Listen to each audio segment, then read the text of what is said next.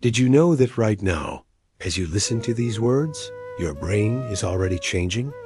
Yes, literally, your mind is not the same as it was a few seconds ago.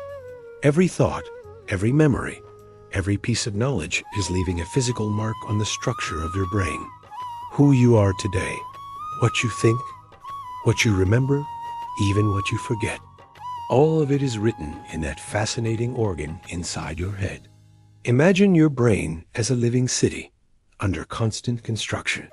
Every time you learn something new, like a word in another language, a melody on the guitar, or even the recipe for your favorite meal, new bridges, streets, and avenues are built inside that city. Your neurons, those tiny cells that look like electrical wires, stretch out their arms and connect to one another to create pathways. This, scientifically speaking, is called brain plasticity. But here's the shocking part. It's not just theory. It happens in real time. Today alone, your brain has changed multiple times, even if you didn't notice.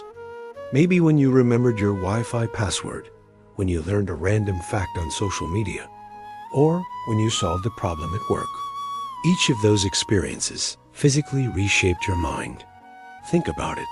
What if the content you consume daily on social media, the shows you watch, or the conversations you have are literally sculpting your brain?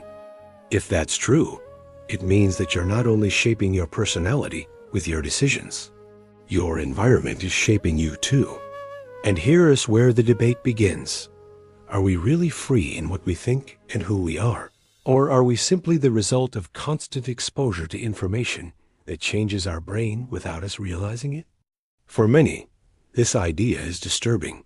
Because if your brain changes with what you learn, what happens when what you learn is a lie, manipulation, or propaganda? Yes, your brain still records it, still structures it, even if it's false. That opens up an uncomfortable question. How much of what we firmly believe to be true is actually just the product of information that distorted our minds? But it's not all negative. This variability is what allows us to reinvent ourselves, to heal, and to grow. For example, people who have suffered accidents and lost basic skills, like walking or speaking, often recover them thanks to brain plasticity. The brain reorganizes itself, finds alternative routes, and rebuilds functions that seemed lost forever. The same happens with habits. When you repeat an action, like reading every day, exercising, or meditating, you're strengthening the neural connections associated with those behaviors. It's like paving a dirt road until it becomes a highway. The more you use it, the stronger and more permanent it becomes. Now let us think about daily life. Why is it sometimes so hard to break a bad habit like smoking, procrastinating, or overeating? Because those circuits have also been reinforced over time. Those pathways in your brain are so well paved that abandoning them feels nearly impossible. But here's the hope.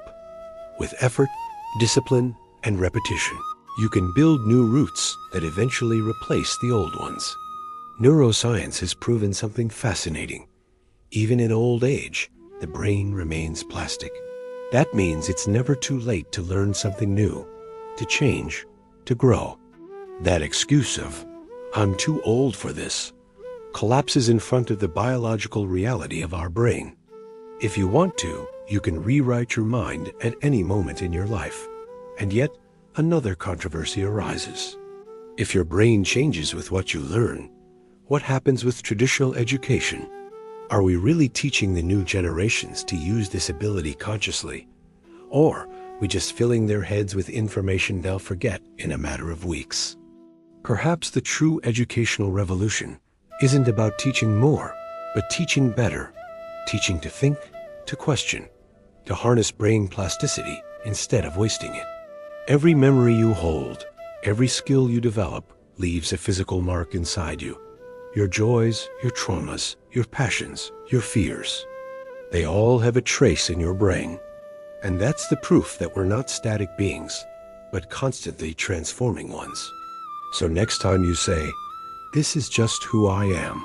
I can't change," remember this.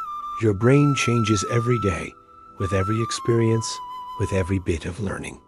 The real question isn't whether you can change, but what are you doing today to shape the brain you'll have tomorrow? If this topic made you think, I want to hear your opinion in the comments. Do you believe we are truly free to choose what we learn, or are we products of an environment that shapes our brain without us knowing it? Leave your answer. Give this video a like, subscribe so you don't miss more content, and share it with someone who needs a reminder that they can always reinvent themselves.